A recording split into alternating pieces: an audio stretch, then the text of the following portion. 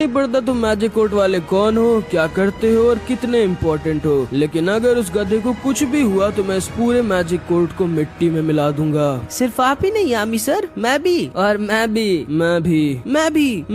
भी। हाँ, तुम कितने बेवकूफ हो आस्था, लेकिन कोई बात नहीं, चिंता मत करो, तुम्हारी पूरी स्क्वाड यहाँ पर आ गई है बच्चे, तुम्हें बचाने के लिए। एंड तो भी मैरी की ऐसी हालत को देखकर गॉज गुस्सा आ जाता है और पूरे के पूरे मैजिक कोर्ट में तबाही मचा देता है। नेरो भी अपने मैजिक से अपनी चेन्स को तोड़ देती है। ये भी भाई एक ब्लैक बुल्स की मेंबर बन गई होती है। यामी सुके हीरो, तुम जानते हो ना अगर तुमने इस डीमन की मदद की तो तुम्हारी स्क्वाड का क्या होगा? नहीं, और मैं जानना भी नहीं चाहता। तो ठीक है, जैसी तुम्हारी मर्जी। एंड तभी डामानीटो अपनी मैजिक स्पेल से इन सारे के सारे ब्लैक बुल्स मेंबर के मैजिक को बहुत ज्यादा कम कर देता है। एंड इसका मैजिक स्पेल भी बहुत खतरनाक होता है, क्योंकि अब इतने कम मैजिक से ना तो ये लोग सबसे लड़ सकते थे और ना ही यहाँ से भाग सकते थे। लेकिन तभी आस्था भाई अपनी नई एंटी मैजिक स्वॉर्ड का यूज करता है और डामानीटो की स्पेल को कैंसिल कर देता है, जिससे इन सब का मैजिक पावर वापस से नॉर्मल हो जाता है। एंड यामी सर डामानीटो के ऊपर हमला बोल देते हैं। लेकिन तभी वहाँ पर कैप्टन नोजेल और कैप्टन फुगिलियोन आ जाते हैं, जो किसी तरह डामानीटो को यामी सर से बचा लेते हैं। पागल हो गए हो क्या यामी? तुम एक मैजिक कोर्ट के ऑफिशियल पर अटैक करने वाले थे। सिर्फ अटैक ही नहीं, थोड़े हफ्तों के लिए इसे सुलाने वाला था मैं। चिंता मत करो आस्था, अब हम आ गए यहाँ पर। ये रहा सर विज़र्ड किंग का ऑर्डर। विज़र्ड किंग का ऑर्डर है कि आस्था को कुछ महीनों का टाइम दिया जाएगा उसकी इनोसेंस को प्रूव करने के लिए, और द ब्लैक बुल स्क्वाड को रिस्पॉन्सिबिलिटी दी जाएगी इन डीमंस के खिलाफ रिसर्च करने की। एंड क्योंकि ये खुद द विज़र्ड किंग का ऑर्डर था और 2 royal magic night squad captain इस ऑर्डर को लेके आए थे, इसलिए मजबूरन इन सारे लोगों को विज़र्ड किंग के ऑर्डर को मानना ही पड़ता है। एंड आज तक कुछ महीनों का टाइम मिल जाता है अपनी इनोसेंस को प्रूव करने के लिए। आज तो तुम बच गए डीमन, लेकिन आखिर कब तक बचोगे? एंड फिर डामानीटो वहां से चला जाता है एंड आस्था को एक इनविजिबल हथकड़ी पहना दी जाती है ताकि आस्था कहीं भाग ना पाए और ये लोग हमेशा इसे ट्रैक कर सके।